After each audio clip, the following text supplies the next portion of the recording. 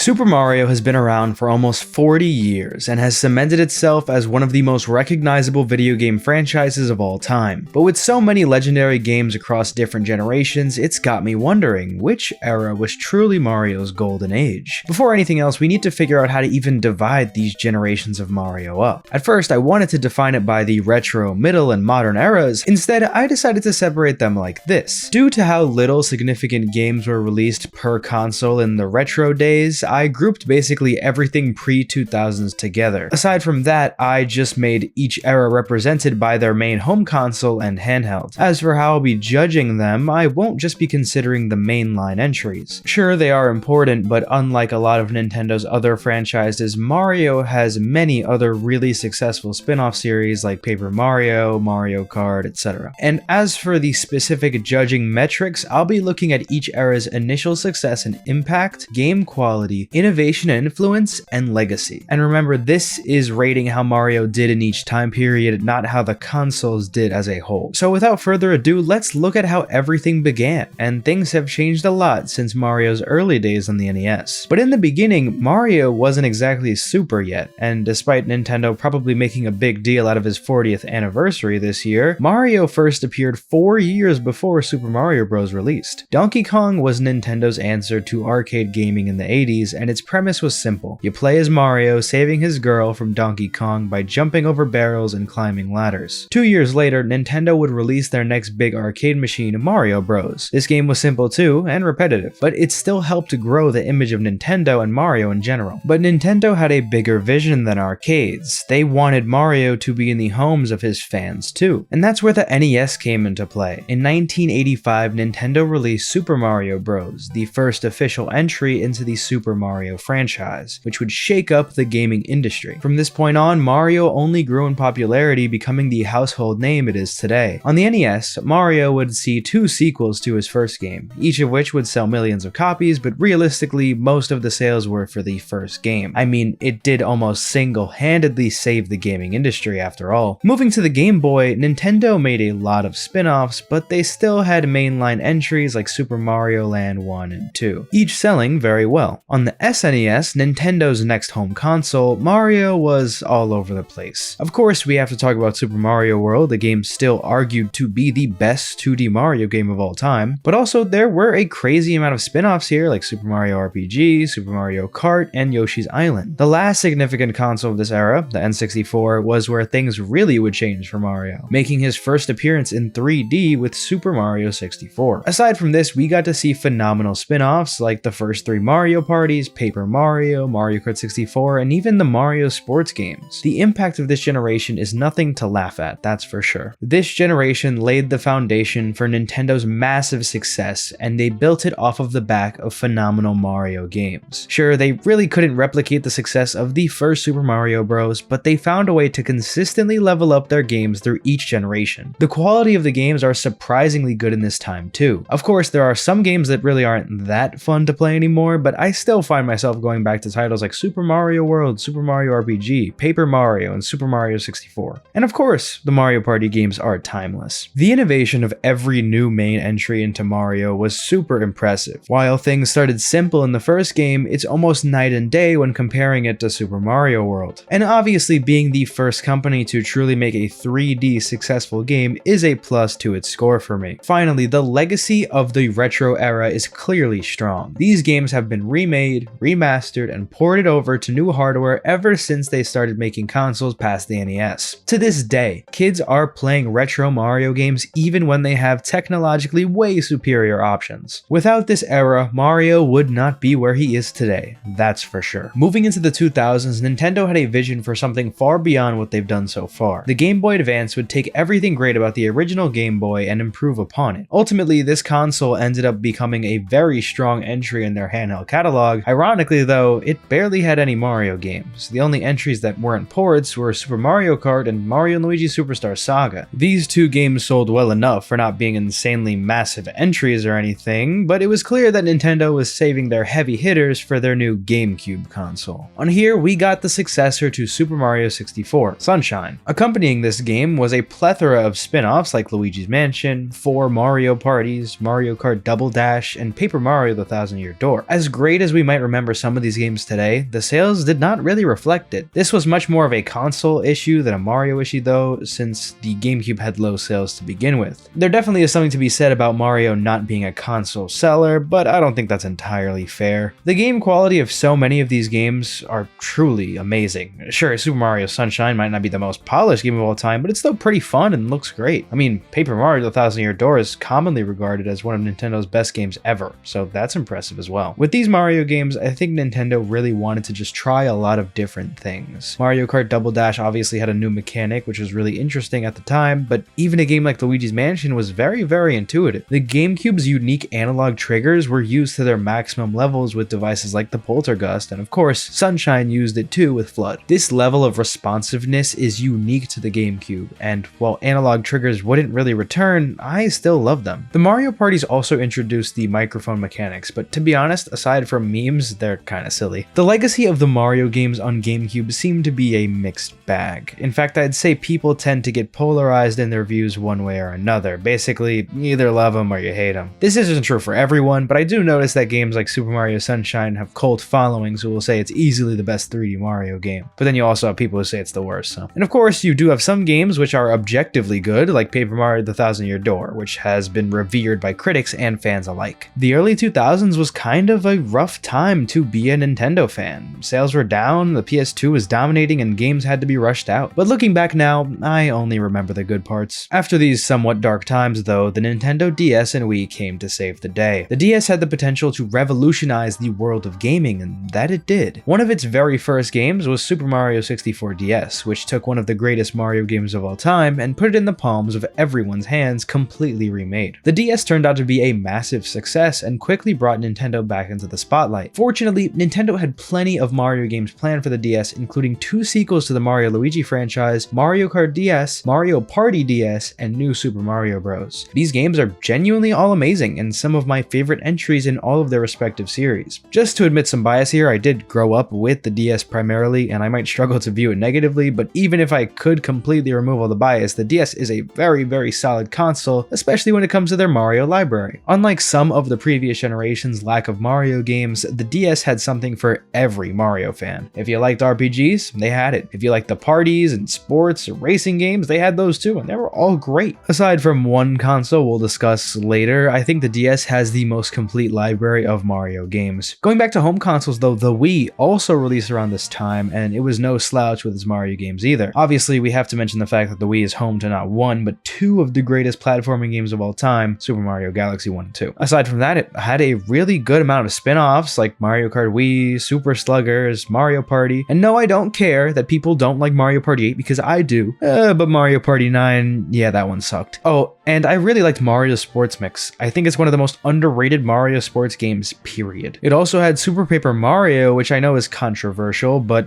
personally I enjoyed it a lot. If this generation was being judged on the Wii, its library is not bad at all, but with the addition of the DS, it might be the greatest library of Mario games, period. But we still have a few more consoles to talk about before deciding that. As for how these 2 consoles Mario games innovated, well, gaming was not really considered a casual hobby in the early 2000s. I mean, it was, but it's not like how we see it so normalized today. And these 2 consoles made an emphasis to make games that appealed to all audiences. While Mario games pretty much did this anyway, I think they improved and really made an emphasis to do it with these titles on the DS and Wii. Also, Mario games really used the new Wii and DS gimmicks well, I feel. Some of my favorites were Super Mario Galaxy's use of the spin, the tilting of the Wiimote to drive in Mario Kart, and Mario and Luigi's use of both DS screens to show 2 different perspectives of the playable characters. The legacy of this generation is one that is viewed with a lot of positivity. Honestly, people don't seem to go back to these 2 consoles much anymore due to better ways of playing these games, whether that's on new consoles or emulation. But despite that, I never really see anyone talk bad about them, let alone the Mario games. Overall, this is a very solid generation of Mario titles, and it's clear that this is one of the favorites to be considered the golden age. While we just talked about one of the most popular times in Nintendo, we now enter one of the most controversial. The 3DS and Wii U are quite the mixed bag of consoles, and as sequels to some of the best-selling consoles of all time, people were expecting a lot. In terms of Mario games, the 3DS definitely had a decent selection. While it took a little while before Mario came to the 3DS, once it did, it was definitely a fun time. Games like Super Mario 3D Land and Mario Kart 7 were very, very fun. 3D Land felt like the closest thing to getting something like Galaxy on a handheld, but as time would go on, the 3DS's library of games would become a mixed bag, honestly. We got really popular titles like Mario & Luigi Dream Team, but also really hated games like Paper Mario Sticker Star. See, a problem with a large majority of Mario games on the 3DS was that Nintendo seemed to be dumbing down some of the creative output in character and story design. Mario was never really about these things, but they always had a hint of charm to break past all the Toads and Goombas. But on the 3DS, they doubled down on the mundane nature of these Mario characters and removed all signs of life from games like Paper Mario. This lack of continuing their creative mastermind with Mario only tarnished the legacy of these games on the 3DS. It's a shame too, because the 3DS is actually a very, very good console. Sadly, Mario games are not the reason for that. It's not like they were bad, but they really do seem bare bones and honestly boring in some parts. And this is where we get into the Wii U. So with the 3DS, it did take a while for the Mario games to come out for it, but at least when they did, they were really solid. But on the Wii U, it really felt like they were doomed from the start. New Super Mario Bros. U was not a bad game, but it was really just like its predecessor. And then when Super Mario 3D World came out, it was very good, but again, it wasn't a new concept. It just felt like an upgraded version of Super Mario 3D Land. These games are not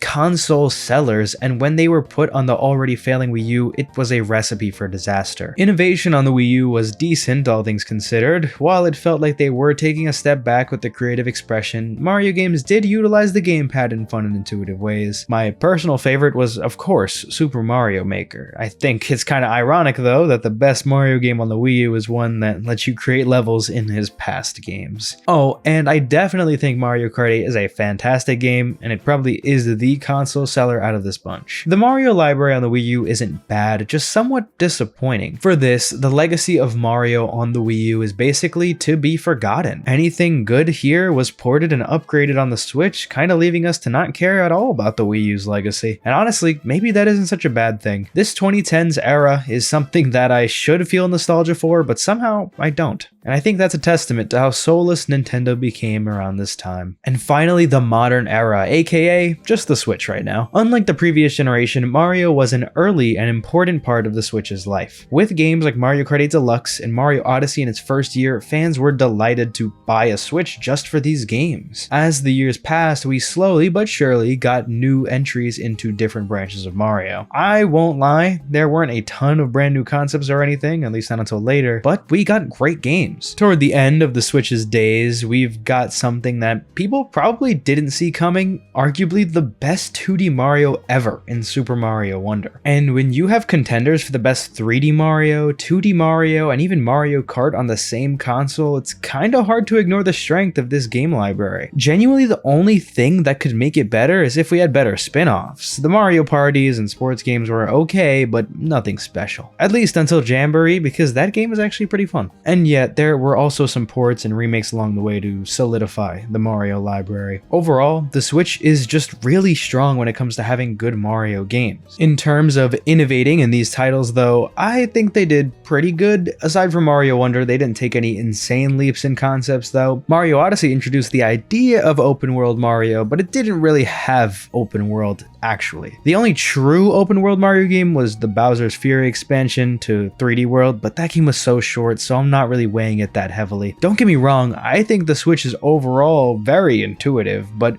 a lot of the Mario games here, especially in the spin-offs, do feel pretty safe. Overall, the Switch's Mario library more than holds its own and comes out with a phenomenal score. With all of my reviews of the generations done, I have gathered all of the data and determined the best generation. But before I make anybody angry, let me acknowledge the potential faults in my rating system. First of all, not every generation has the same amount of consoles representing it. Also, certain consoles definitely drag down the rating of certain generations, like the Game Boy Color. This console had basically no original Mario titles and relied on ports. For this, I didn't have much to say about the console and therefore rated it poorly. And finally, these ratings are largely largely arbitrary and subjective. There is not an objective way to determine these scores because they are not looking at mathematical data or facts. This is all for the sake of fun and discussion, really. Understanding that, the golden age of Mario is the 2000s era, winning by 0.005 over the modern era, essentially making it a tie. There's actually a gap between these two and the rest though, because the early 2000s and retro eras are over a full point lower than them. However, they are also extremely close in score. And in dead last was the 2010s era. Can't say I'm that surprised. As a side note, if we remove the Game Boy Color from the rating of the retro era, the score jumps up tremendously. However, not higher than either of the two winners. Honestly, that's still really impressive and is a testament to how strong the retro Mario games were. But with that said and done, what do you guys think? What is your golden age of Mario? Let me know in the comments. If you made it this far in the video, thank you, and I'm trying to hit 10k subs this year, but almost 99% of my viewers aren't even subscribed, so I'd love for you to help me improve that number. I also have a Patreon in the top link in the description if you want to support the channel. Thanks for watching, guys.